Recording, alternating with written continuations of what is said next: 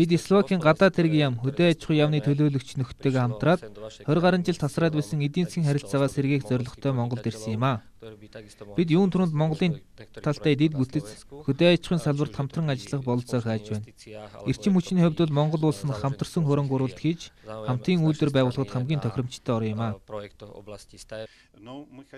Монгол бол эдийн засгийн маш их боломжтой улс. Мөн танаа улсын эдийн засаг нийгмийн амьдралдаа нэвтрүүлж байгаа өөрчлөлт шинжилтийг бид их үнэлдэг.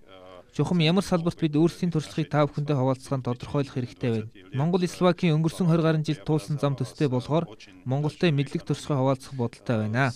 Шинээр бий болох гэж байгаа энэ салбар руу хөрөнгө оруулалт хийхийг одоо хувийн хвшлийн компаниудад бол нэлээд уриалж явдаг. Энэ дагуу бас тодорхой компани группүүд бол хөрөнгө оруулалт хийгээд анхны үйлдвэрүүдээ одоо ингээ бариад эхлээ явж байна. Тэгэхээр энэ улсууд бол жилд нэг 100-аас 200 автобус.